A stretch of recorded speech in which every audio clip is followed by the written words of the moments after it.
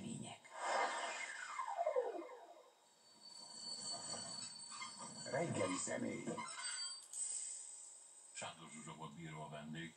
Hát térjünk át olyan témákra, amik picit közelebb vannak önhöz, aztán majd eltávolodunk persze. A Bírók Egyesületének elnöke legutóbb célzást tett arra, hogy szóba jött egy etikai vizsgálat a Gyulai bírónő ellen. De ez az ügy igazából áll, vagy ül, nem tudom.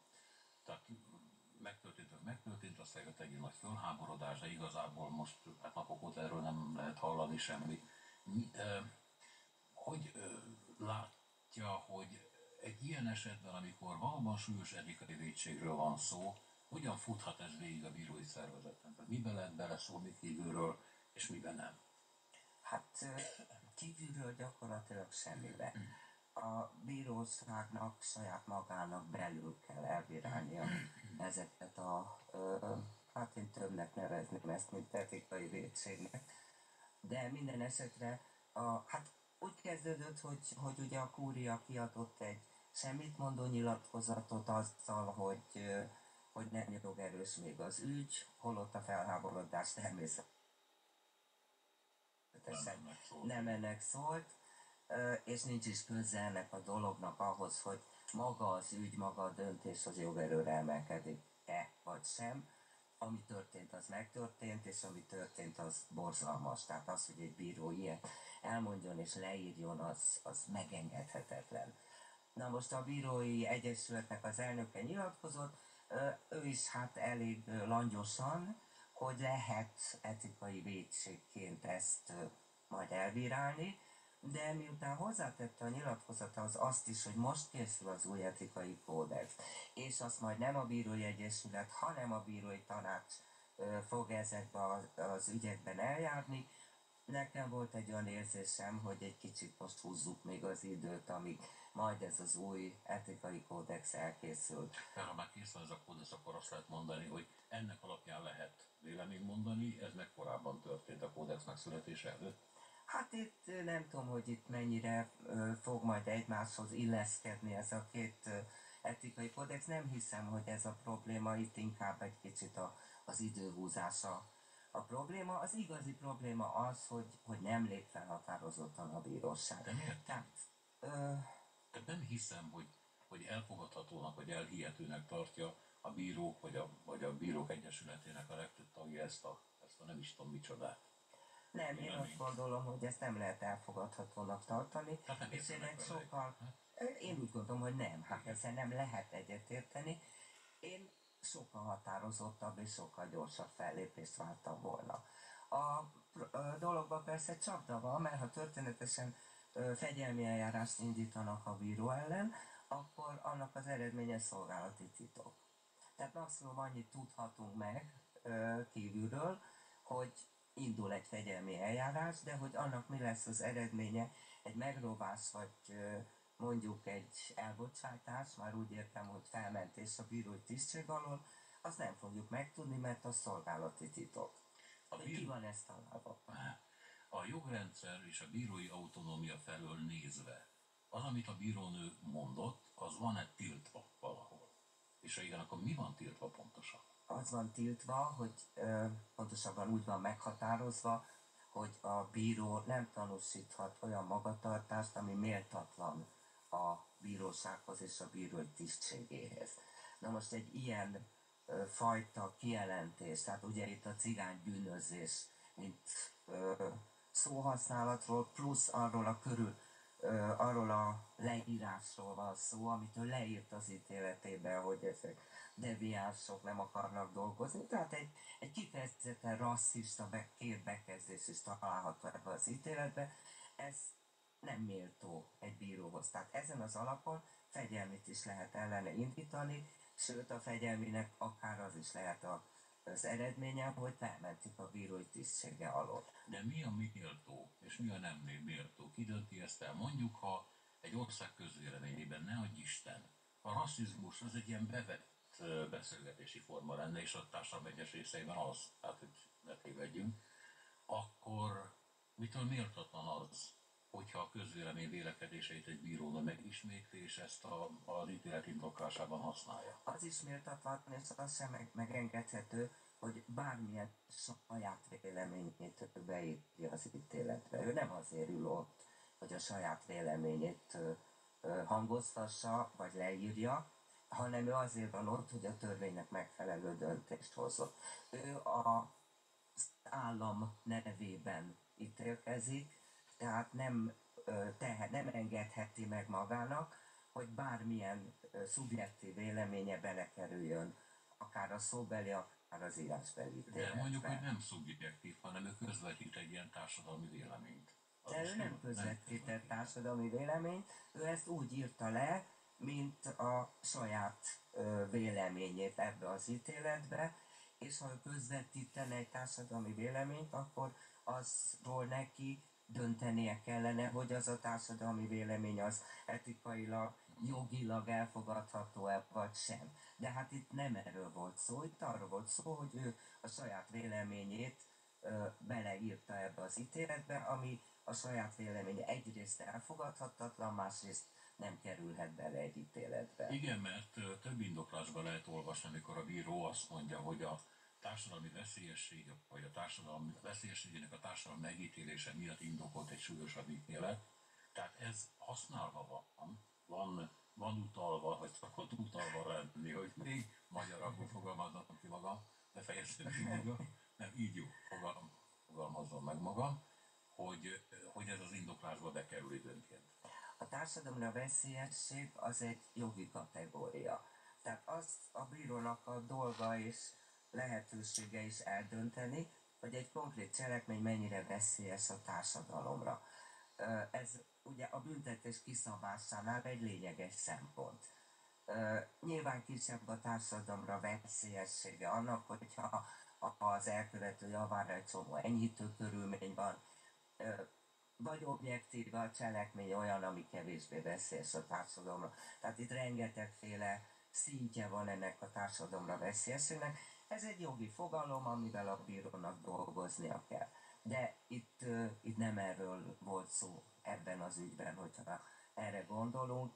Itt nem azt ítélte meg, hogy ráadásul ez a társadalomra veszélyesség, ez egy büntetőjogi fogalom. Itt pedig egy olyan perről volt szó, hogy egy egyesületet meg kell szüntetni, vagy sem. Mehetünk tovább, van még egy hír, nem szerepelt nálunk, de az Origónak interjút adott Bajnai Gordon.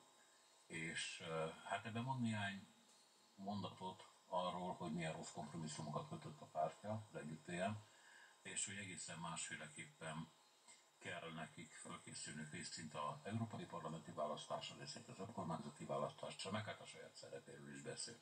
De minden esetre azt mondja, hogy ezután csak hiteles politikusokkal fog össze, és hogy bár nem volt kikerülhető az összefogás a választás előtt, de azért így ez mégis hibának bizonyult.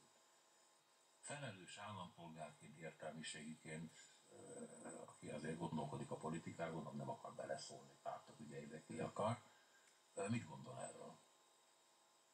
Én azt gondolom erről, amit én most elloptam, egy ötletet, nem ötletet, egy megállapítást.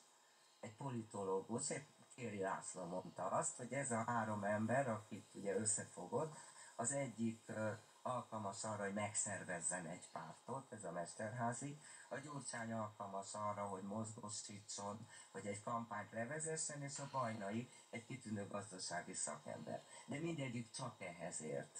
Tehát őket összegyúrni kéne, az összefogásot nem segített, tehát ezt láttuk objektíven, 600 000 szavazót, ha jól emlékszem, annyit veszítettek, ahhoz képest amennyi külön-külön volt. A Fidesz veszített 600 000-et, többről beszélnek, 1 millióról legalább.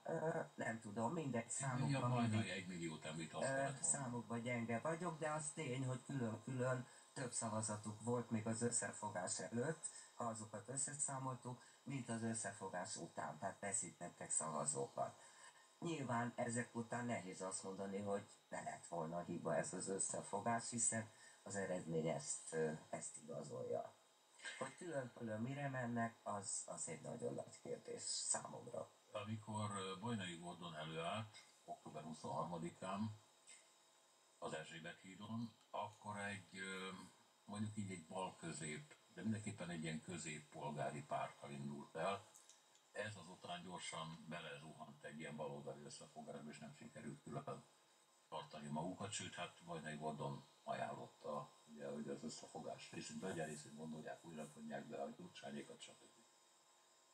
Miért van az, hogy egy ilyen középen álló pártnak nem lehet sikere? Miért tűnt el ez a remény olyan gyorsan?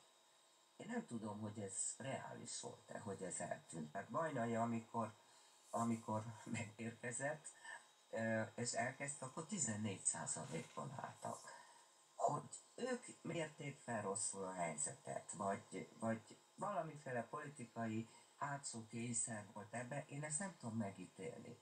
Tehát én nem értem azt, hogy lehetett a 14%-ról arra 3-4-re, vagy mennyire, ami még külön mérték egy darabig őket az összefogás után. Tehát valami egész katasztrofálisan veszíteni.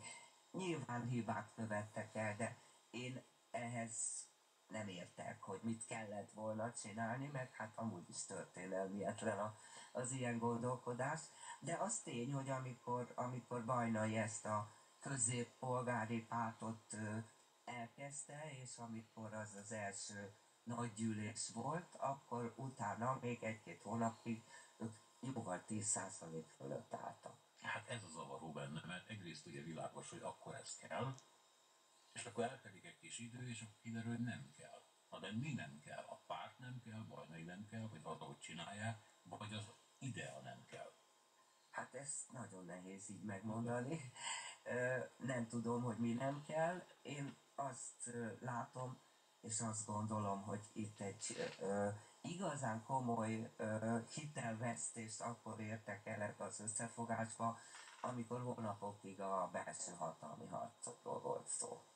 Tehát én nekem ez az érzésem, hogy ezzel és mindig így van, amikor a belső viták, és amikor nyilvánvalóan ez a hatalmi harc, hogy ki lesz a miniszterelnök jelölt, és te lesz ember, én leszek, és nagyon örülök, ha már csak azt mondják rólam, hogy miniszterelnök jelölt. Tehát amikor ezek a belső hatalmi viták uralják el a médiát, és a közvélemény, tehát ez látszik, akkor vége van a dolognak, én azt gondolom.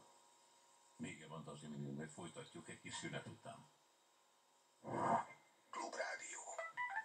Tények, vélemények. Reklám. Kata, mára végeztünk, megyek bowlingozni. Te is nyugodtan menj haza. És mi lesz a fizetésekkel? Már elintéztem, holnapra mindenkinek a számláján lesz. Úgy tudtam, éppen nincs rá fedezet. Hogy ne lenne, hiszen megvan rá a megoldás. Még a legsikeresebb vállalkozás életében is adódhat átmeneti finanszírozási probléma. Választa ön is a CIP dinamikus folyószámla hitelt, amely megoldást nyújt a likviditási gondokra és biztosítja a nyugodt hétköznapokat. Most 1% kamatkedvezménnyel a 6 millió forint felett kihasznált hitelösszegre. A tájékoztatás nem teljes körű. További információ a bankfiókban és a cip.hu-n. CIP Bank. Problémát jelent az autóhitel törlesztése? Mi tudjuk a megoldást. Yes Autorend. Ha tudja nélkülözni autóját, hagyja bérbe nekünk. Fedezze ebből az összegből az autóhitelét. www.yesauto.hu 0620 555 1155. Reklám hangzott el.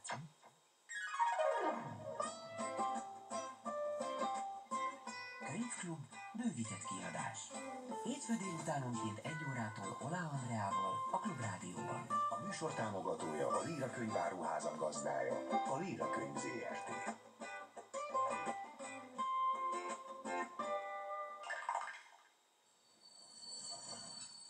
Reggeli személy. Sándor Zsuzsa volt bíró a vendég még néhány percre, amikor hát a közérzetét szeretném szóba hozni. Ugye voltak vitái, gondolom vannak is az ügyben, hogy egy értelmiségi ember ilyen helyzetben mit tegyen, mit ne tegyen meg, és többek között Mihancsi Zsófiával, a Galamusz főszerkesztőjével, alapítójával, stb. És vitatkozott, és ennek ugye vannak nyilvános nyomai. A kérdés az, hogy ez a vita, ha jól emlékszem, inkább arról szólt, hogy elhallgatni vagy nem elhallgatni, hogy tovább dolgozni vagy nem tovább dolgozni, illetve hogy mi mennyire kötelesség egy értelmiségének. Jól gondolom? Igen, inkább az elhallgatni vagy nem elhallgatniról volt szó. Én nagyon sajnálom, mert úgy érzem, hogy Mihancsi Zsófi kicsit félreértette azt, amit én írtam neki. Én azt írtam, hogy ő, mint a publicisztikák, az újságírók, publiciszták, újságírók egyik legjobbika ne adja föl. Tehát ne adja föl amit ő írt azért, mert tudjuk már milyen ez a hatalom, mert nincs értelme. Tehát ő egy nagyon pessimista írást tett közzé, és én erre próbáltam válaszolni azzal, hogy nem szabad feladni. Ezt a nem szabadot én nem úgy értettem, ahogy azután ő a válaszában értette, hogy ez neki kutya kötelessége. Nem is erről van szó. Más a véleményünk. Tehát én azt gondolom, hogy én akkor is megírom a cikkeimet, hogyha azt kevesen fogják olvasni, bár hál' Istennek elég sokan olvassák, akkor is megírom a cikkeimet, hogyha úgy látom, hogy annak kézzelfogható eredménye nincsen. Én így érzem jól magam, és így érzem a belső indítatást. A Zsófi úgy látszik, hogy ezt ő úgy értette félre, hogy neki nem, mint értelmiséginek, neki nem kötelessége ezt megtennie, ha a belső meggyőződése nem ezt diktálja. Hát igen, itt egyébként más vita is folyt, de ugyanezzel a céllal, hogy tudnék, többen azt mondták, hogy nem akarnak már ide írni, mert mindent elmondtak, hogy itt semminek semmi haszna. Ezen én meg csodálkoztam, mert ugye mégiscsak egy értelmiségi fórumról van szó. Na most egy értelmiségi nem ahhoz méri a saját gondolatait, vagy annak nyilvánosságát, hogy hányan olvassák vagy hallgatják, minél többen, annál jobb természetesen, de hát egy értelmiségi hova vonul vissza, ha nem gondolkodik és nem beszél erről. Hát Most én nem Mihancsi Zsófiáról beszélek. Nem, értem én, Azokról igen. beszélek, akik azt mondják, hogy nem írnak, például a többi a galabozta. Nem tudom, hogy hányan vannak ilyenek, akik ezt mondják, hogy nem írnak többé. Én ővelük nem tudok egyetérteni. Tehát én azt gondolom, hogy megszűnik értelmiséginek lenni az, aki nem ír, nem beszél, nem emeli fel a szavát. Nem a konkrét eredményen méri az értelmiségi az ő hasznosságát, vagy a feladatát, hanem azon, hogy elmondja mindannak, akit ez érdekel, sőt, néha azoknak is, akik nem érdekel, de kénytelenek vagy véletlenül elolvassák, elmondja a véleményét a helyzetről, a világról. Van itt persze egy másik dolog is, hogy az ember belefárad saját magába, vagy ugyanazt mondogatja. Na most itt van egy súlyosabb kérdés, ami az elmúlt hetekben a sajton kicsit végigvonult, hogy az a valid értelmiség, amelyik ugye megmondó emberként játszott szerepet tenni, hogy annak nem kéne távoznia, hiszen sok dologról kiderült, hogy tévedett, sok dologról, amit mondott, az utopikusnak bizonyult, sokszor beleavatkozott a politikába, hogy nem kellett volna tenni, hiszen tévedett és rosszul mérte fel a erőviszonyokat, Heller Ágnes szerepvállalásáról vitatkoznak például sokat. Tehát, hogy itt van-e új mondani való igazából, vagy pedig jobb lenne visszavonulni. Nem tudom ezt a visszavonulást értelmezni, ugye mindjárt megmondom, hogy miért, de hát ez vetődik föl. Hát én nagyon nem értek egyet ezzel a vitával. A vita tényével? Nem a vita tényével mindig egyetértek. Azzal nem értek egyet, hogy vissza kellene vonulnia akár Konrád Györgynek, akár Heller Ágnesnek, tehát akikről itt szó van. Az értelmiségi, legyen az filozófus, író, újságíró, elmondja azt, leírja azt, amit ő gondol a dolgokról. Ez nem kötelező senkire. Ha a politikának, akár annak a politikának, akik mellett ők állnak és akiket támogatnak, ez nem tetszik, a döntés mindig a politika kezébe van. Tehát nincs értelmetlennek tartom magát a felvetést, hogy az értelmiségi, akár öreg, akár fiatal vonuljon vissza. Hova vonuljon vissza? Neki az a dolga, hogy leírja, hogy látja a világot. Aztán vagy elfogadják, vagy nem fogadják el. A döntés soha nem az ő kezükben van. Hát igen, ráadásul ugye az a vicces ebben az egész dologban, hogy miközben azt mondják, hogy vonuljál vissza, és ha megnézi az ember, ugyanilyen pozíciókat birtokolnak ezek az emberek, akikről szó van, akkor kiderül, hogy semmilyen. Hát semmiért. Semmi. Nincs a kezükben se hatalom, se pénz, se pártpolitikusok befolyásolásának a lehetősége. Senki nem a felesége egy pártelnöknek, vagy férje, vagy mit tudom én. Szóval kicsit vicces az a dolog valahogy. Lehet, hogy korábban kellett volna ilyesmiről beszélni, ezt nem tudom. Én mondom, én egyáltalán nem értem, hogy mit gondolnak, mit értenek ezen a úgymond visszavonuláson.